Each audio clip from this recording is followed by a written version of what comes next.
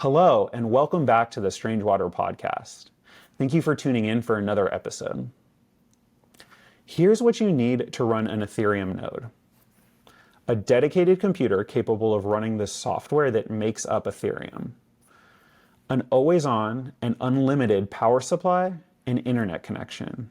And at least 32 ETH, which at today's prices is equivalent to roughly $75,000. Today, this is just barely within the realm of widely accessible. And that's really only if we stretch the bounds of widely and accessible. You could get a dedicated ETH staking machine for about $1,000 or maybe less, and you probably have access to enough power and bandwidth by default. But I'm a little stumped on $75,000. No matter where you are, that is a lot of money. And tomorrow, well, things are only going to get worse. Protocol upgrades like dank sharding and enshrine PBS are only going to raise the minimum requirements for nodes. And they're also going to significantly increase the bandwidth requirements of running a node. But perhaps the most daunting part are the ETH requirements. If ETH reclaims all-time high, 32 ETH will cost over $150,000. And we all hope it continues well past ATH. So look, while it's true in a relative sense that running a node and staking from home is accessible, from an absolute sense, things are pretty dire, and they're only going to get worse. So, is Ethereum screwed? Well, my friends, the answer is an emphatic no. And today we have the perfect guest to talk through the technological revolution that will save Ethereum decentralization. Distributed Validator Technology, or DVT. Brett Lee is the Chief Growth Officer at Obol Labs. If not the first, then the most prominent company building distributed validator technology. Today's conversation is a fantastic deep dive into all things DVT. Why it's needed, how it works, how it affects home stakers, how it affects liquid staking protocols like Lido, and so much more. This episode is a fantastic listen for everyone with eyes on the Ethereum roadmap and concerns with how we will enter a middleware-backed modular blockchain paradigm.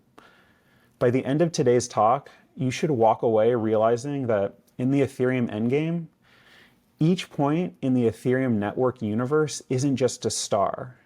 It will be an entire constellation. One more thing before we begin. Please do not take financial advice from this or any podcast. Ethereum will change the world one day, but you can easily lose all of your money between now and then. Okay, ladies and gentlemen, Brett Lee.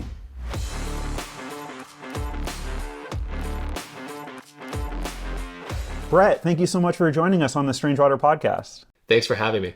Of course, man. So, I've said this to you so many times in private. I'm so excited to talk distributed validator technology and especially Obol. But before we get there, I am a huge believer that the most important part of every conversation are the people in it.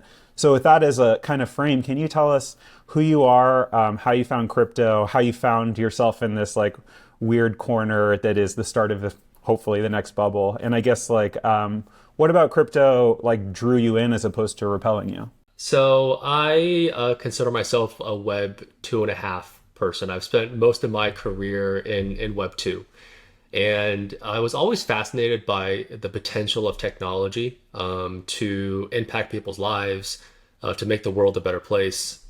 But for the most of my career, I was in B2B Web 2, which in my mind is the thing that is maybe controversial to say, but furthest away in my mind from impacting people's lives, right? And I did a lot of, I was a sales engineer at the start of my career, did product, halfway through. But I was kind of caught in this flywheel or kind of this mouse wheel of constantly just chasing the next deal, trying to sell software. And I was pretty far removed from understanding kind of the impact of technology. And so my entry into Web3 really started with the launch of the Ethereum white paper, and just learning more about the impact that a Turing complete decentralized platform could have. And I feel like the potentials were endless, and the impact it could have was everywhere. And so really got interested in the tech itself, and because of the tech, started doing a little bit of personal investing, and got the opportunity to jump full time into Web3 with Consensus in 2018. So I was there during the ICO hype, when everything was really starting to pick up. Uh, Consensus was fascinating to be a part of in still the relatively early days of the Ethereum ecosystem developing all across the world, seeing the early days of the wallet, of MetaMask developing, and of the various projects, Gitcoin, etc., starting to take shape, to think about how Ethereum could be applied to impact different parts of the world. Got exposure to the enterprise side. This was back when all the enterprises, we were talking about Hyperledger Fabric and like using blockchain for supply chain, for tracking. I was really fascinated by the potential impact that I think blockchain could have on businesses, because that was the world I was familiar with, right? And so did some work there, and then also traveled quite a bit to China, actually. I was part of, I'm Chinese, and had a lot of interest in how blockchain and crypto in general could impact a country like China with its political structure and everything. The hype there was very real. There was a lot of people jumping in. So anyways, got a lot of exposure to kind of the early days of crypto, and was quite fascinated again by the impact. After about a year though at Consensus, I actually decided, as a marketer myself, a growth person myself, and one that wasn't interested in trying to hype tokens and make a quick kind of pump and dump cycle. I thought it was too early for kind of true product grounded marketing to be done and growth to be done. And so I actually left the space in 2019 and went back to Web 2, joined an early stage startup, grew a marketing team from just myself. I was employee number 7 at that startup. And by the time I had left, it was over 100 people. Kind of went through that journey, and decided it was time to come back early last year, and kind of found Obol. Wanted to get into kind of infrastructure, product, an infrastructure project that was building the foundation of Ethereum. I still think there's a lot of need for better developer tooling, better infrastructure, because that sets the foundation for all the innovation that's happening, and all the innovation that's going to happen in the future. And thought that distributed validators had a really critical role to play in proof of stake Ethereum, and making the foundation of Ethereum stronger in the long run, and ensuring the decentralization of the network. So yeah, now I'm leading growth for Obol, and kind of 2024 is going to be an interesting year for us. So really excited to kind of dig into that as well. Yeah, for sure. So before we get into Obol, just while we're still in your background, what I love about your story is you are like the person who entered crypto, were here so early, and then realized like that this space wasn't, if it hadn't reached the maturity in which like your skill sets were needed. And so you left crypto and then you came back, and so like obviously you made the right choice. But I wonder if you just have any reflections on like why crypto, let's say pre-2019, was not ready for formalized marketing and really like marketing outside of like token prices and this kind of like pump and dump cycle. And then in that answer, I would be curious to hear like what's going on now. Like, where do you think the turning point is that like you have like felt that the industry has reached a point where like the things that you really believe in are valuable? I think back in 2018, 2019, the way I would characterize the Ethereum ecosystem and kind of Web3 in general was that there was a lot of really smart, really great dev work and research being done. We were talking about, proof of work versus proof of stake and the different consensus mechanisms. There was a number of chains launching on different consensus mechanism and trying to solve, the scalability trilemma and all of the kind of really technical work that is required to build an ecosystem as vibrant as Web3 is today. And then there were a lot of people trying to make a quick buck. And I think at the time, the hype kind of it was leading the actual maturity of the technology. And there was a large gap between what the public was thinking about with crypto and where the technology was. And because of that, there wasn't a lot of like true products. All the use cases were still proof of concepts.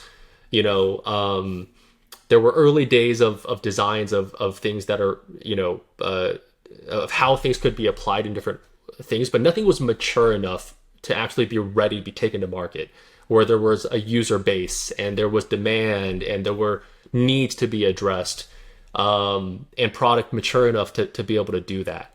So I think that's why, like, for somebody like me, who my core is product marketing, I lead growth, but like at my core, I'm a product person, and I want to see technology being applied to actually impact people, to change, make it easier for somebody to do something, or to make their lives a little bit better than it was before. And none of that was quite ready, I think, back in 2018. Since then, I think a lot of things have happened. DeFi introduced. We had NFT hype, which, from a utility standpoint, kind of draws into people's creativity and into digital ownership and all of those things, which I think are quite exciting.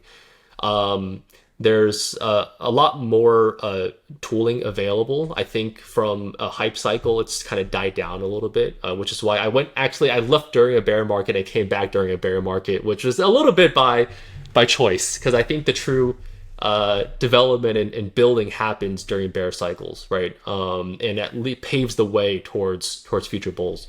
Yeah, so I think a lot has happened in the space since 2019 to mature it. And I think there's a lot of true products now that need to be built and need to be figured out how to apply it from a go-to-market sense. So pretty excited about where the space is. And the reason I came back, the plan was always to come back after about 3 years and kind of see where the space developed.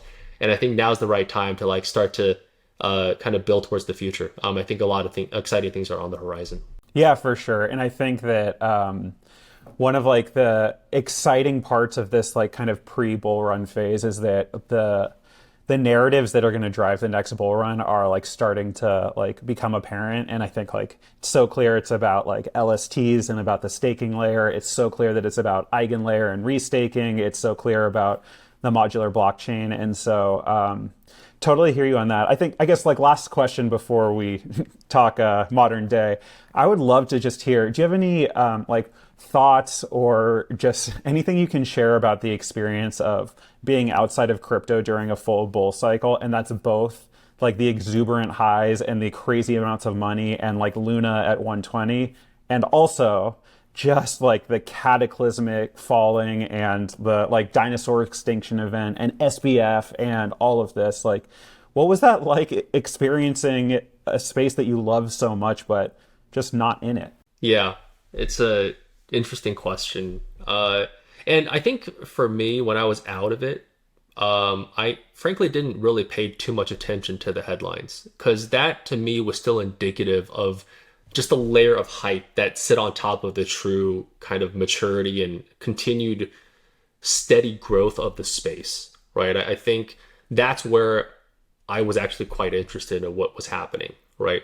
All the stuff with people trying to capitalize on the hype, to me, is frankly the part of crypto that I hope goes out of the system over time. I think you want to have good energies, you want to have good excitement, you want to have excitement that fuels progress and fuels growth in the space, but you want to get rid of the stuff that people are looking for opportunities to kind of capitalize on that hype. So I don't feel like I necessarily missed out on the bull. I was still holding assets and kind of riding through it. I obviously was excited on the side, but I think what truly got me back into the space after, and I felt that it was time to get back into the space, was all the growth and development that was happening as part of the tech itself. Ethereum finally figuring out how to move to proof of stake, after years and years of just research and debates and development, etc. And now getting to a place where you now have layer two, scalability being built on top of it. You have, restaking and kind of different use cases starting to be talked about, right? And you have a pretty mature now foundation that can sustain and support an entire ecosystem of innovation to happen on top of it. So I think it's really exciting where we're at now. I'll never forget in 2022, I remember specifically where I was, which for Americans, it was super late when the merge actually happened. And I just remember thinking like, this is such a tragedy that this is happening like at this moment where it was so far after Luna that like the people who were going to leave have already left. And there wasn't even like horror porn stories on it anymore. And then 2 months later, any excitement over Ethereum and the merge would be wiped out by SBF. And so like, mainnet is so interesting and so exciting, and to like call anything that we've experienced a bear market is to like, I guess, show your cards that you're where you're paying attention. And so like I just totally feel you on that. Yeah, and I think mainstream understanding of Web3 we're still quite a ways away from that, and I think we're developing steps towards that. I think the recent Bitcoin ETF approvals puts it back a little bit into that limelight in a positive way, right? And I think there is steady maturation from how mainstream sees crypto and how mainstream sees Web3 in general. But I feel like those narratives impressions will have to change over time. I don't think we'll get there overnight. Yeah, and part of that is developing like the capability that is actually applicable to real people's lives and not to internet speculators. Exactly. 100%. 100%. Cool. All right. So let's pivot into Obol. And I would love if you could kind of like give us an idea of what Obol is, but from the standpoint of yourself as you're like looking for new opportunities in the Web3 space. So can you like kind of give us the like the Brett Lee view of like what is going on at Obol and why is it so exciting just from a super high level? So Obol's roots comes from even back from my days at Consensus in 2019, and as proof of stake was the idea of moving Ethereum to proof of stake was being talked about, right? And this was pre-Genesis.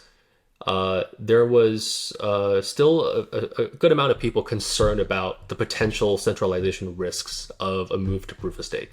The fact that now people are voting with their assets, and it's very easy basically to trust your assets with professional parties that are experienced, and then over time that leads to basically pooled assets into a small group of professional entities, which is mirroring where we're at today with Web 2, right? And so I think that fear was pretty prevalent back as the idea of the move of proof of stake was being talked about. And so the two co-founders of Obol, Colin Myers and Oisin Kine, were both ex-Meshians. They're both at Consensus, and basically started thinking about this problem in early days of how to make sure that Ethereum stays trust minimized, stays credibly neutral, stays decentralized, and kind of resist again these natural forces of centralization that happens with proof of stake. And the idea of eventually matured into distributed validators. And so the core concept of distributed validators, in short, is that today a validator in Ethereum, and with any proof of stake network, frankly, is one node, one validator. So you basically have the entire 32 ETH sitting on one machine. If that machine goes down, that node is offline, right? So there's no failover, there's no redundancy. Now, that has a ton of ramifications. As a solo validator, that puts a lot of burden to make sure this machine stays up. And you need to have DevOps experience, you need to know what you're doing, you need to know how to troubleshoot it, right? And that's a lot of stake to risk on one machine. So it's much easier, much less risky for an individual who doesn't have that skill set to trust their stake to somebody else, to a professional entity, to a liquid staking protocol, etc., right? And that, again, creates that centralization impact that I was talking about earlier. Second is even professional entities. They want to ensure that they minimize the amount of time a machine is offline, because if that validator is offline, they're not earning rewards, and that lowers their potential, right? So what do? The only option today is for them to have a active passive setup, meaning I have a machine that's live and running. I have a failover that in case that active machine goes down, that passive machine can be spun up and to basically be, running that validator in lieu. The problem is if these two machines are ever online at the same time, that same private key is on both machines. And that's a double signing. That's a slashing event. And so that creates a ton of risk, right? Even for professional validators who want to try to keep that high availability. So there's no easy way necessarily to solve these kind of offline issues and without introducing slashing risk to basically improve the resiliency, redundancy of the network. And so there's ramifications on the solo operator side, there's ramifications on the professional operator side, and basically distributed validator allows this to be solved by taking a single machine or single validator, I should say, and running it across multiple different machines. So now you're validating as a cluster of nodes with natural active redundancy. If one of the nodes goes down, as long as 3 of the 4 in a cluster are up, then that validator is up and running. And then you can increase the number of nodes to 7, which increases the redundancy to 2 machines going down, to 10, 3 machines going down, et cetera, et cetera. And that lowers the barriers for solo validators, and it improves the resiliency of larger operators as well. So it has a ton of ramifications across the board. Now, going back to your question of me as Brett Lee, why I was interested in this, as I mentioned, as I was getting back into the space, I still think right now the things that have the clearest need is still developer tooling and infrastructure projects and infrastructure products, right? And I think the mission of what distributed validators has, which is to ensure that Ethereum stays decentralized, that Ethereum as a network stays trust minimized, stays credibly neutral, is an important one. And distributed validators is critical to ensure that happens, right? That's why it was part of Vitalik's Ethereum roadmap or merge roadmap. It's kind of one of the final steps on the merge itself. And that's why I thought it was a critical project, and I could lend my skill sets to it to help it grow, to help it find product market fit, to help it gain adoption. So that's why I decided to join Obol a year and a half ago. I really liked the way you framed it as pre-distributed validator technology. We live in this world where it's one node is one validator. And for the pedantics at home, yes, I understand you can run multiple validators on one node. We're talking about the other direction. The one validator equals one node. And that actually increases the risk, which is if you have now multiple validators running on one node, that's one machine still. If that machine is offline, now multiple validators are offline, right? So it even just increased the risk. There's no way to run one validator on multiple machines. And that's what distributed validator technology kind of solves for. Yeah, and this might be kind of a basic point, but I think there's something that gets a little bit lost in just the vocabulary in this space, like the validator node. And I think, it's really helpful to think of the validator as something that is completely virtual. It only exists within the EVM and only has a purpose within Ethereum, whereas a node is an actual computer, like a real physical computer or part of a server cluster. Yeah, you're right. But what you're talking about with distributed validator technology is today without it, your validator within Ethereum corresponds to a physical machine, one physical machine. And what DVT allows you to do is say, okay, we're going to say this validator is actually backed by usually an odd number, somewhat divisible by 2/3, right? But 5 or 7 or 10 machines. And the true key insight here, which you've already brought up, is that what Obol is doing is developing software that makes it safe to run redundant backups of your machine that today is not safe. It is just not safe. Yeah, 100%. An analogy I like to use is actually, if you think about a validator as an airplane, right? The body of the airplane with passengers in the airplane, let's call it 32 passengers, one for each ETH you have there. A a node essentially is an engine. And today we're flying on single engine planes. And, you can imagine you would probably not want to get on a single engine plane and fly across the Atlantic Ocean. Like, it's just probably not safe to do because there's no redundancy. If that machine dies, guess what? That plane is going down, right? So now with distributed validators, essentially is what you have are multiple engines on a plane. And with a Boeing 747, you have 4 engines.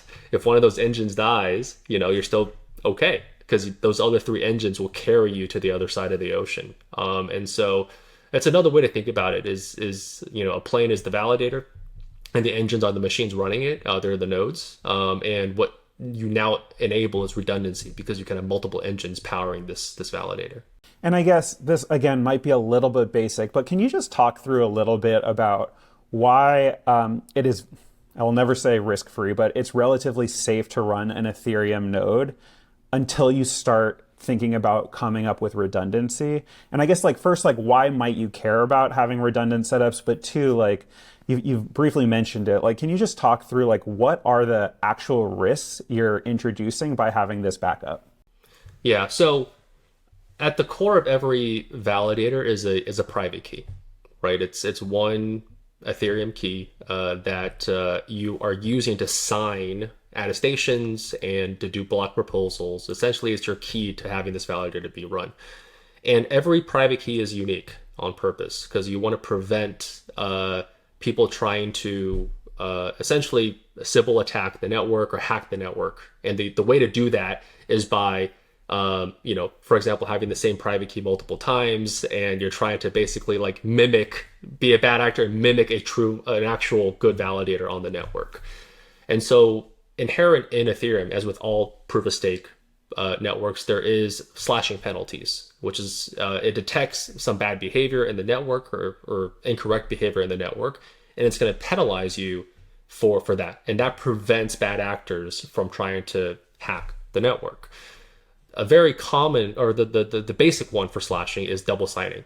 If you are trying to do the same duties or attest to the same duties with 2 machines that have the same, or 2 validators that have the exact same private key, that is a big no-no. You're going to get penalized in the network, right? And so because today, again, one validator, one node, one validator, one private key, right? The only way to provide redundancy is to basically have a copy of that one validator with that one private key sitting in a different machine. The reason you would want redundancy is if that machine goes offline, as you're performing duties, proposing blocks, you're getting rewards from the network. You're getting rewards from consensus, right? And if you're offline, guess what? You're missing out on rewards. And so that decreases the amount of essentially yield that you're getting for staking Ethereum, staking your ETH.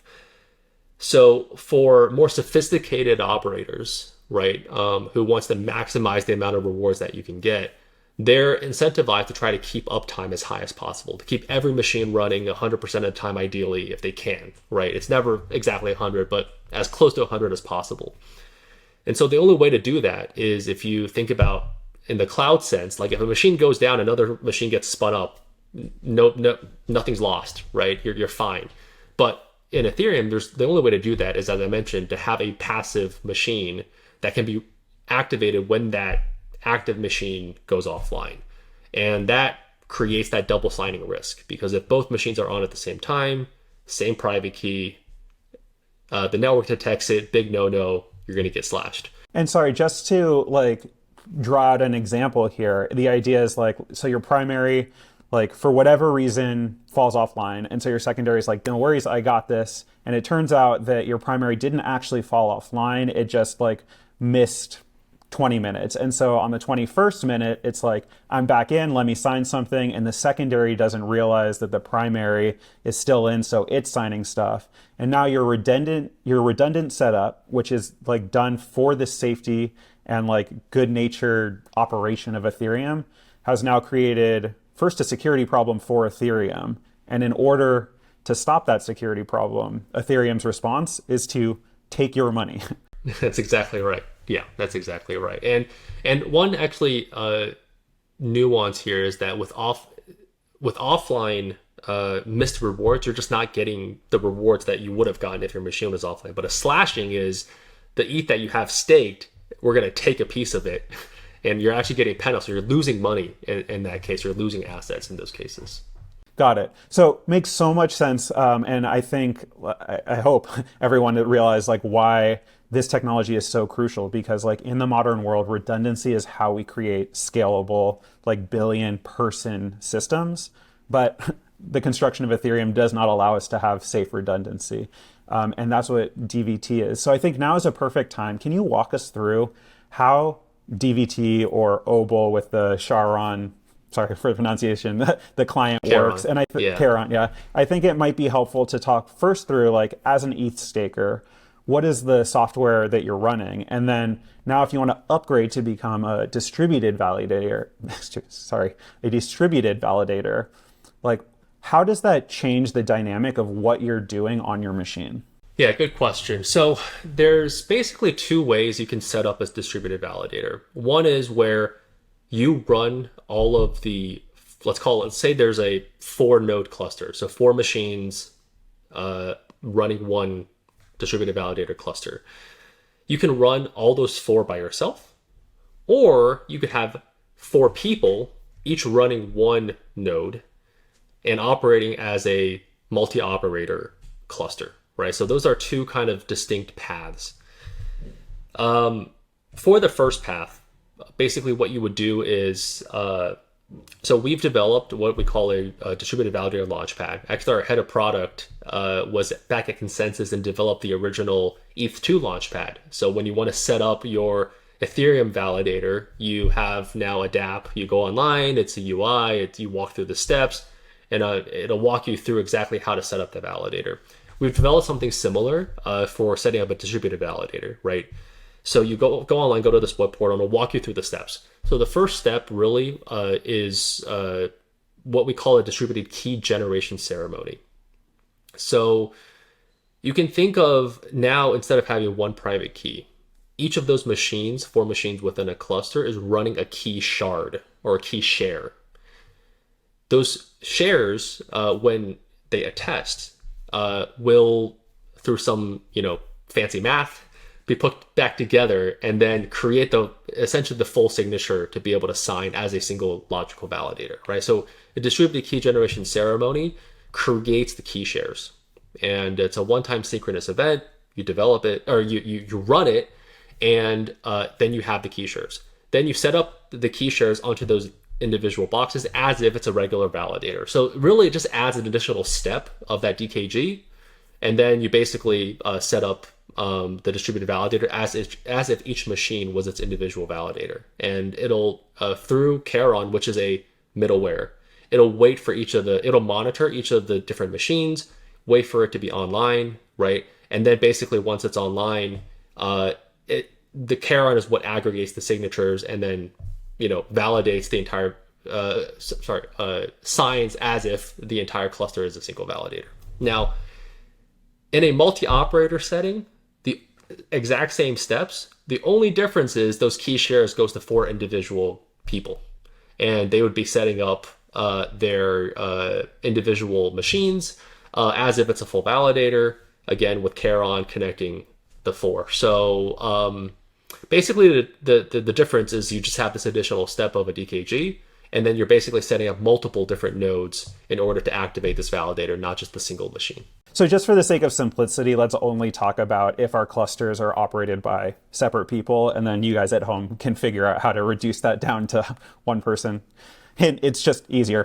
But okay, so I think first, like, let's return back to this model that we have where validators are virtual entities that only exist within Ethereum, and nodes are physical machines that exist outside of Ethereum. So it sounds to me that like what's going on in this distributed key generation phase is that on the Ethereum side, on the validator side, we're generating a private key that looks like every other, validator private key from Ethereum's perspective. That's what your cluster will use to sign the messages, like all good, totally normal. What's interesting that's happening in Obol and all DVT technologies is that you're taking that private key that you generated and then splitting it into 4 parts. And then I think the key magic is that you don't need all 4 parts in order to reconstruct the original key. You just need, sure, it's configurable, but you just need 2/3 of the keys in order to generate the full private key. So first of all, is that correct? Almost. The only nuanced difference, which is actually a pretty important one, is that there's 2 ways to essentially create these key shares. One is you have a full private key and then you split it, right? But that means that at some moment in time, that full private key is sitting somewhere on a machine, which could potentially be a security vulnerability, right? A DKG, actually, you create those key shares at the same time. That full private key is never present, ever. Even after you deploy it, you can never actually get the full private key. And that creates a lot of security value because as a hacker, right, if somebody tries to compromise that validator, they can't just compromise one machine. They can't basically, have a man-in-the-middle attack where like they can take that private key, right, when it's created and steal it. You have to basically attack all 4 machines in order to generate what is equivalent to that private key. So that's an important nuance for people that are a bit more educated on distributed validators. It's an important one because there's a security improvement that you gain from actually a true DKG, which is you never have that single private key and you're not splitting it. You're actually, when you create the private key, creating the key shards and the key shares. Yeah, it makes a lot of sense. And I think like the big caveat that we'll have here is that we're not really going to get into like the cryptography of how any of this works. I think you just need to take it for granted that like when we say you can split a key, then sign stuff with the split parts and then recombine it so that it's like the original key signed the original thing. Like, sorry guys, just take it for granted.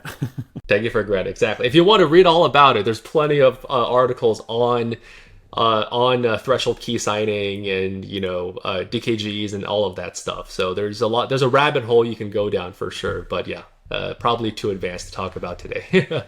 Very cool. So I guess I kind of just gave away the punchline a little bit, but can you talk a little bit about, so we're post DKG and let's say you, me, Vitalik, and who's another person? Tetranode are all are all decided to run a Obol distributed validator cluster.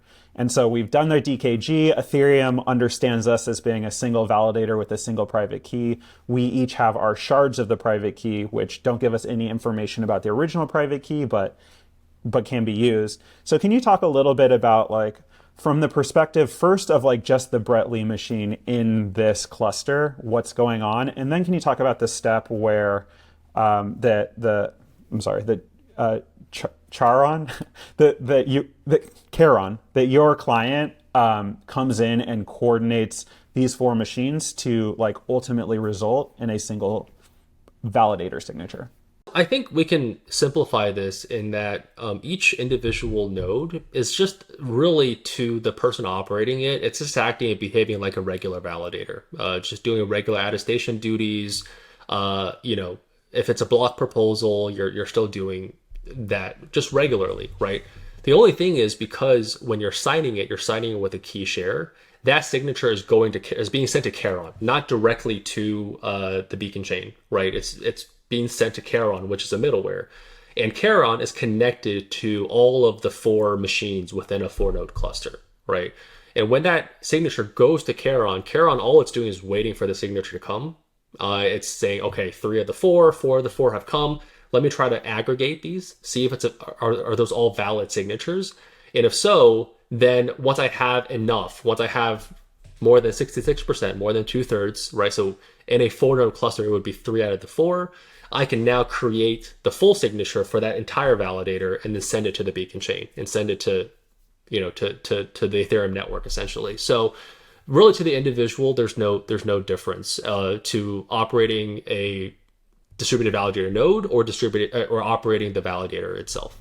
And so I think like the one piece of information that we maybe dropped out of this was that from the perspective of cryptography, a key shard and actual private key. Correct me if I'm wrong, but they're the same thing. And so therefore you can sign a message with a key shard in the same way that you sign it with a private message, right? Or sorry, private key. That's correct. It just the key share would not be valid to if you sent it directly to the beacon chain, which you can't, but let's just say you could, that wouldn't be a valid signature because it's not a full private key, right? And so you have to have at least 3 of the 4 in order to generate the actual valid signature for the validator as a whole. Makes sense. So let's jump to a 10 node cluster just to make the math a little bit easier. But like, let's maybe walk through, I don't know if this is the right framing, but like some of the failure modes. So like totally makes sense when all 10 nodes are like humming along, attesting to the exact same thing, sending the same thing to the Charon. Yeah. Charon, jeez. The Charon middleware client, and then that's aggregated and sent to Ethereum. Great. So can you maybe talk through what happens? Like first, let's say when 4 of the 10, so less than 66% are offline, and like kind of what happens there. And then can you talk through what happens when we're not in an offline scenario, but we're in a scenario where it's, let's say 9 of the nodes say one thing and the 10th says something conflicting. Like how does I guess like the Obol system work through some of these tense consensus bits? It's a good question. So I think let's just start off with the scenario where 4 of the nodes are offline, right? And you have the other 6. Charon is basically acting as a signature aggregator. That's all it does, and it's trying to put these signatures together and to generate the full signature. And so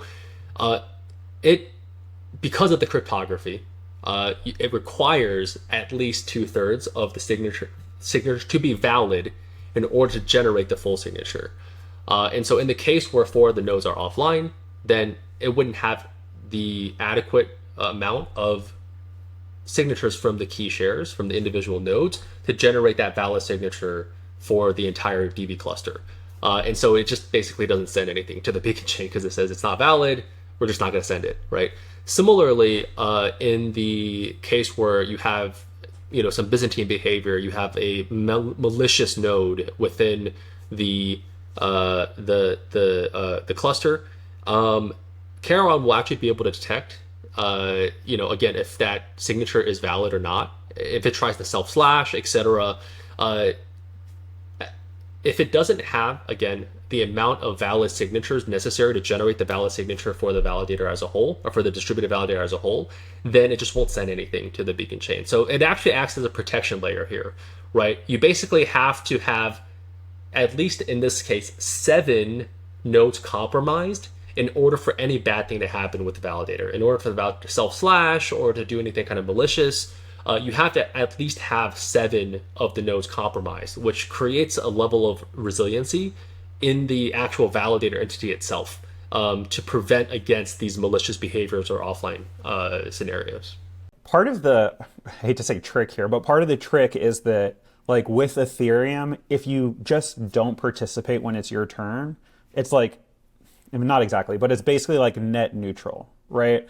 Yeah, you're just missing out on rewards, exactly. Yeah, whereas if you do something wrong, like the hammer comes down, like the financial hammer, the ban hammer, like you're in trouble. And so I think kind of what you're saying is that the Chiron, I don't know why that's so hard. We'll get this right. We'll get this right by the end of this podcast. I know. I can't believe we're recording this. This is very embarrassing for me. But anyway, the Charon client is leveraging that dynamic to basically say, like, if there's any sort of question what's going on here, just don't show up, right? Like, we're just not going to send anything. And like, yeah, we might miss little attestation money. We might miss like a huge MEV boost proposal, but like, if there's any question, we're just not going to do anything because the worst case scenario is slashing, and like that's not on the table when you use our product.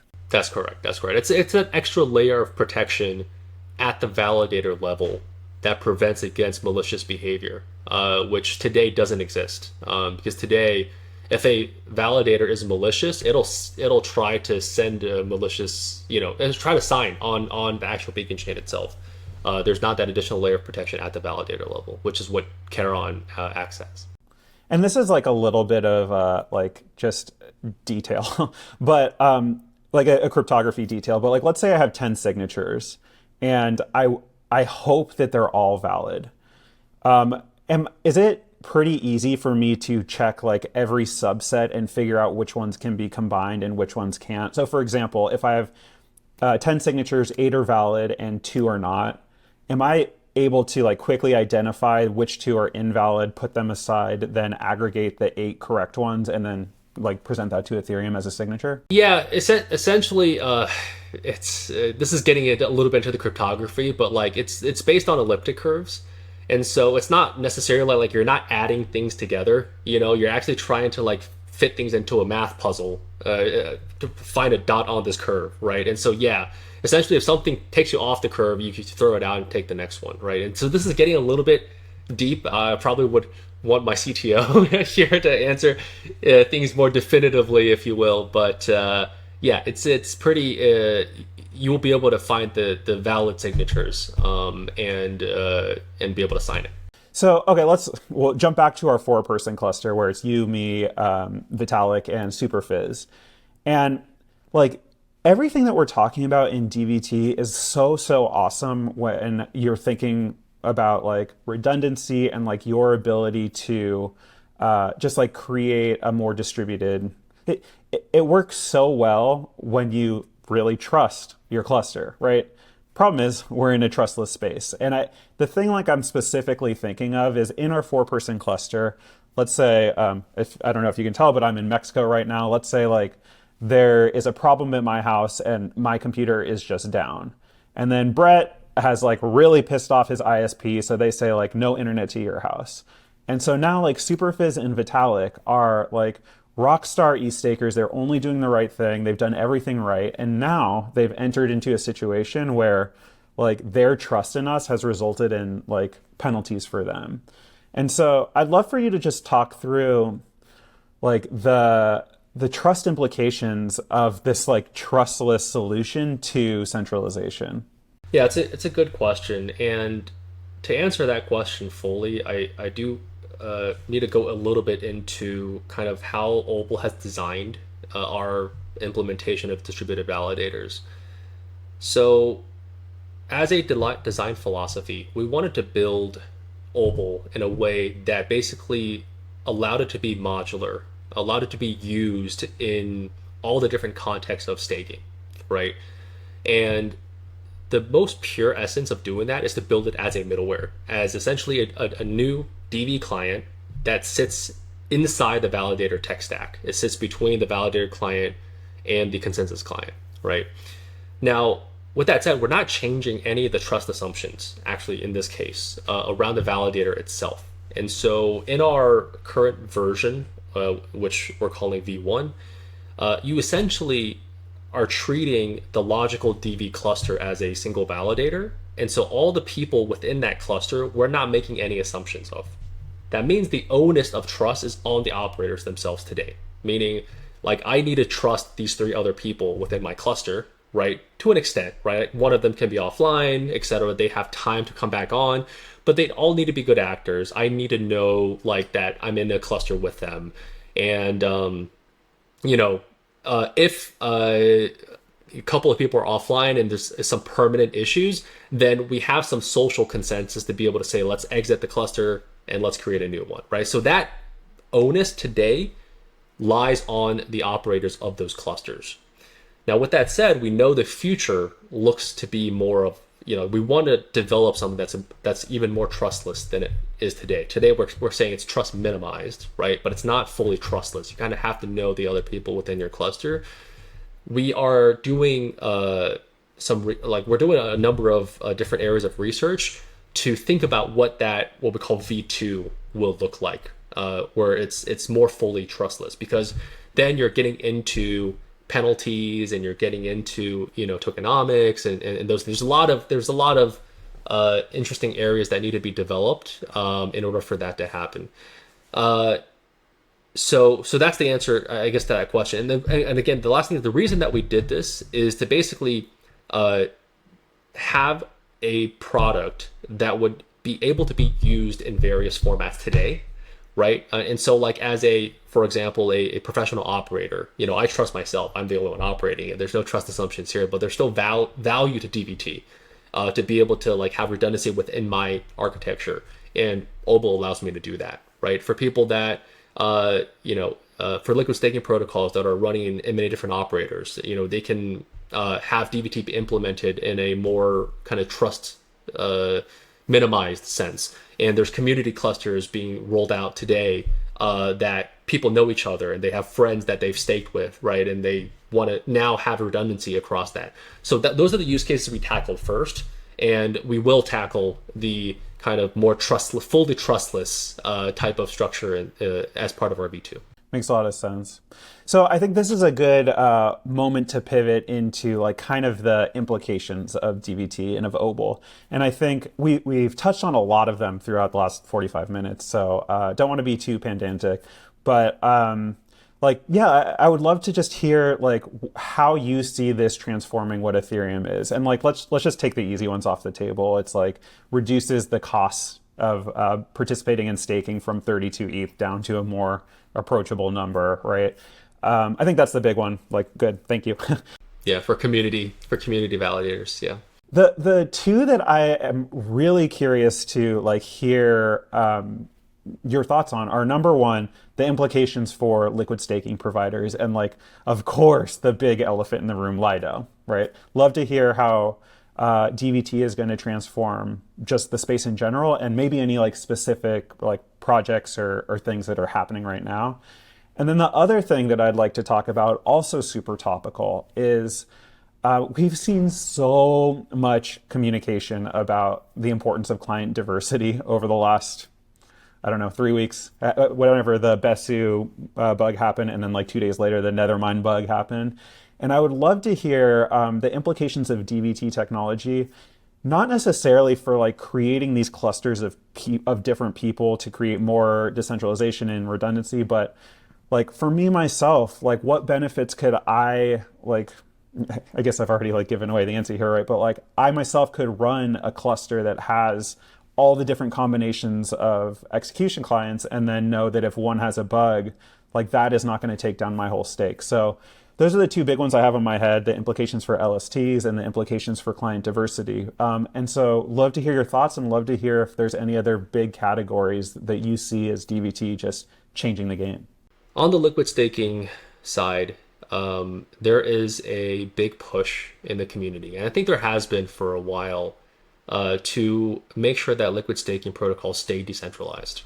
With Lido obviously being the one kind of in the direct target of that, because they're the market leaders, they have a lot of stake, so they're running a good portion of the network. The challenge with liquid staking protocols is that they're putting a lot of trust into their node operators, right? In Lido's case, they have 27 node operators. Each of them runs like 1% of network stake. It's a lot. It's a significant amount of assets. And because of the trust assumptions that liquid staking protocols need to put onto the node operators, they really can only trust the most professional node operators, right? The ones that are battle tested, the ones that have gone through it, that know what they're doing, that won't go offline, that won't get slashed, that can be trusted, frankly, with this amount of stake. That creates a very natural centralization effect on liquid staking protocols. And, Lido and others have realized that in order to decentralize, they need to change some of those trust assumptions. That's where distributed validators can come in. Is because now, if one of the node operators goes down, you have failover, you have redundancy, right? If one of the node operators, frankly, go malicious or try to do something bad on the network, you now have 3, 6, 9 other node operators who are basically minimizing the amount of risk that can pose on the protocol, right?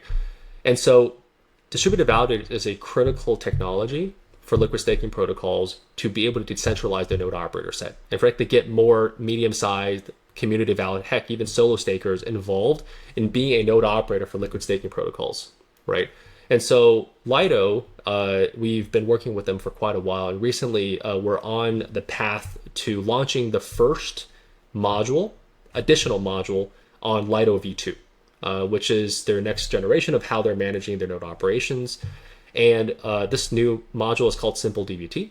And it's the first time that distributed validators is going to be implemented into the Lido protocol as part of their node operator set. And the reason for this is, again, to allow them to start now onboarding community validators into their node operator set, and to have safety and be able to trust that they can safely do so, right?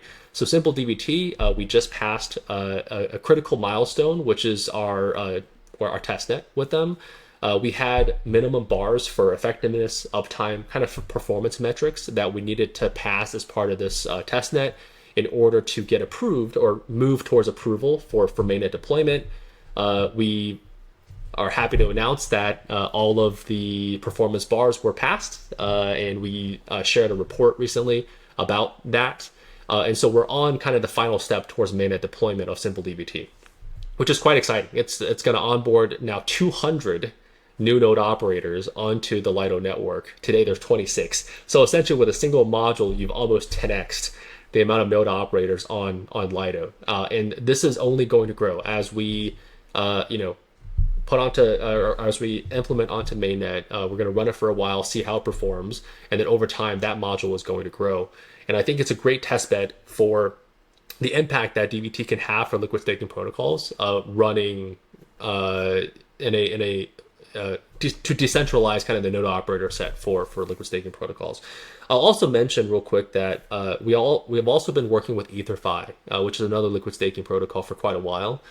They actually started with a more permissionless model. They wanted to have a decentralized permissionless node operator almost from the start. And so together with them, we launched what we're calling Operation Solo Staker, which is a program to basically sign on individual solo stakers, individual solo operators, to be able to be node operators for EtherFi. And that has also used DVT at its core. So we now see multiple liquid staking protocols leveraging distributed validators to basically create safety while still be able to decentralize their node operator set. Yeah, awesome, man. And I think like we just have to take a moment right here and just like congratulate you and thank you, Brett, but you, Obol, because like, look, like the Lido problem is a real problem, and it's one of those things that I mean, it's tough to say sleepwalking into because of just the amount of noise about it, but it's just something that was happening despite how loud the community got about it, right? And I think that we were gifted a gift from the Ethereum gods, which is like, say what you will about Eigenlayer and this whole points thing, but like it has created the momentum needed to like create other viable LSTs in size. So like that's incredible, but they're creating the exact same problem that Lido did. And so that's why this like Obol moment is even more important and even more special, because not only are you like actually doing something that like takes us in real steps away from the Lido problem. And like the Lido problem, if taken to its fullest extent, is like the end of Ethereum. Like we've just created slower, shittier AWS, right? So I think not only are you doing big things for Lido, but you're doing big things for EtherFi, and soon I'm sure Puffer Finance, and after that maybe Frax ETH, and like all of these staking providers that are doing interesting things like within the EVM, but like at a cost that is so high in terms of centralization that like it draws into question like the whole enterprise. So first, before I move on, just congratulations on like passing all your tests, on getting closer, and like on doing big things for the Lido problem. So thank you. I appreciate that. The one thing I will say though is that in working with the Lido team, I think in general, they also recognize the importance to maintain decentralization.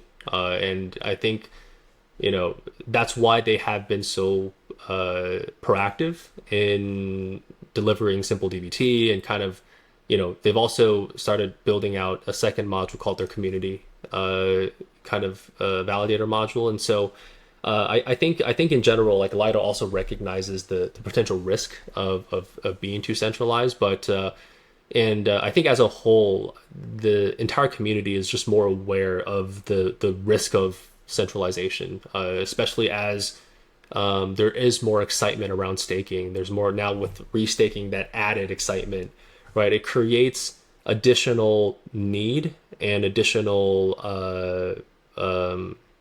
importance on making sure that the node operator set of every liquid staking protocol is decentralized and truly decentralized, because it creates risky forces in the market if there's too much centralization in any one part of it. All right. Unfortunately, we're running low on time, so I'm going to have to say this is the last question. But man, I really could go on for hours and hours. So with the last question here, I fully feel you and am on board with like, this is the right way to decentralize like the technology and the infrastructure behind LSTs.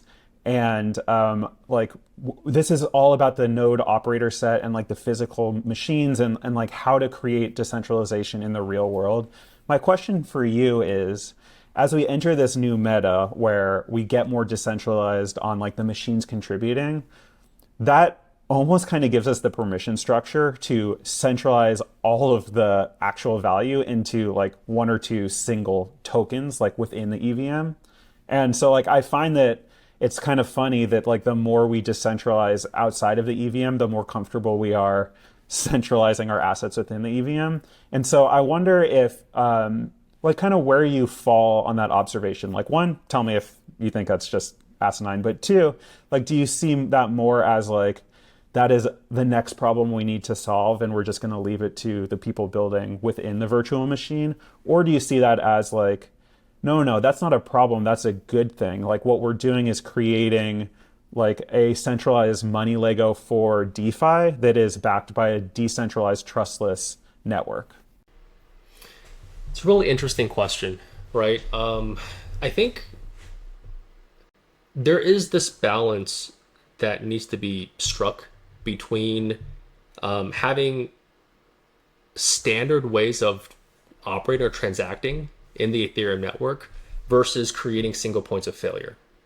And I think that constant kind of balance and battle will continue for as long as Web3 is around, which is going to be a long time, right? So I think the answer to that question is, just because that there's DVT doesn't mean there should only be one liquid staking protocol. Let's take that to its extreme, right? Because there's other risks that are involved with having only one liquid staking protocol.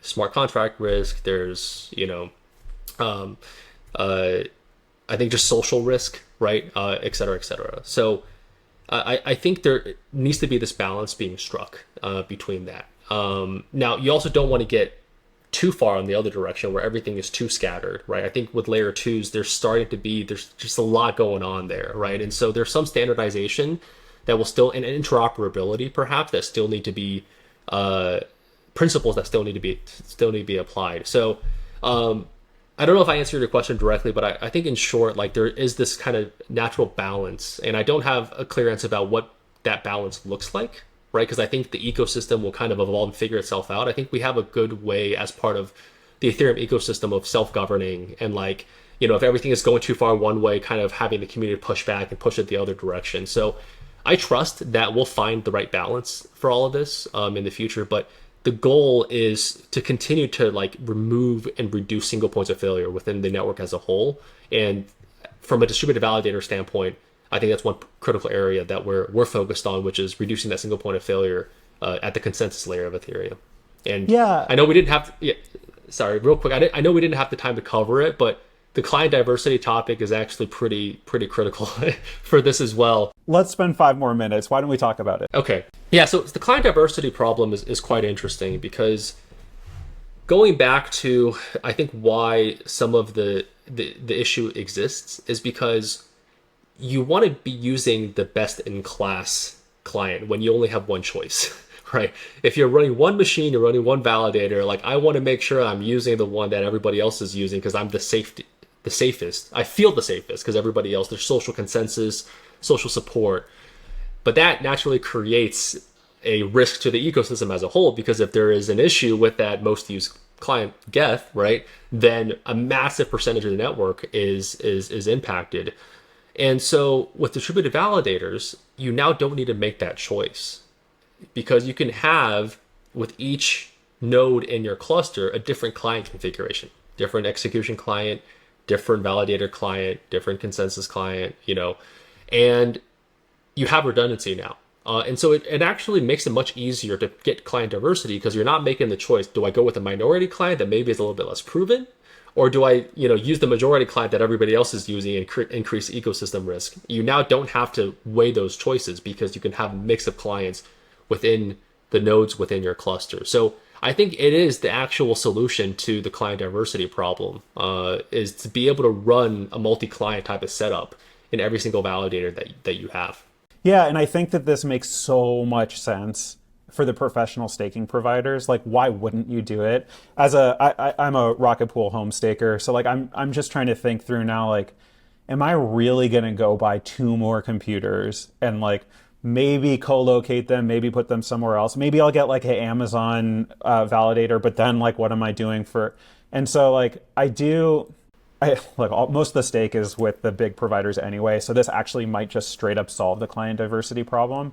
And then I think too that as solutions like DVT make the big players more comfortable with all the clients, like that just trickles down into Yeah. like But I plebs think like me. even as a solo staker, you can now have client diversity within your cluster, right? So even if you're still running a single node yourself and you're maybe working with three other people to run a cluster, each of them could have a different client configuration. And so like instead of running, a single node with 32 ETH, maybe you're running 4 nodes on a single machine still, right? But with 4 sets of different clusters of different people, each with different clients. So there's a lot of now more configurations you can, and flexibility, frankly, that you can choose to operate with that you didn't have before. And so I think that's still a critical point, even at the home staker level. Yeah, and so like are you, I won't make you take a position on behalf of Obol, but do you personally foresee like once DVT, and I guess specifically Obol's DVT, is like permissionless and accessible to like everyone just with a few button clicks, like do you foresee that home stakers like are going to be a major part of like your user base, or like at least for like this like hyper growth, like you only have limited number of resources phase, like is what you're doing today really about like finding those like professional staker opportunities and help them understand how much they gain by like building in the resilience and the trustlessness of DVT? Yeah, so I would say both are equally important for us. We're spending just the same amount of effort on home stakers as we are on professional operators. And we didn't have the time to go into kind of the different things that are happening on the home staker side, but I'll just say that the first set of community clusters are being started. Superfizz actually ran the first couple. We are now talking to hacker houses in Africa who want to try to get more staking into the continent. We're educating. We recently did a staking block with SheFi to try to get more people staking there as well. So, what I hope to see, I don't know I won't make any predictions on the future, but what I hope to see is that the barriers to entry for home staking gets lowered more and more over time. And that we do see a higher amount of participation for at least medium, small validators, and even individual like solos, like true kind of solo operators, to have them have more opportunities to be able to participate in operating on the network.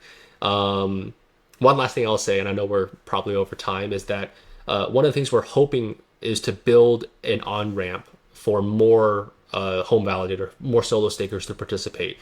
A big part of what's I think is missing in that is credentialing, is having individuals be able to prove their experience. Because like with larger entities, they have reputation, right? Like I'm Figment or I'm Blockdaemon, you know us, we have credibility.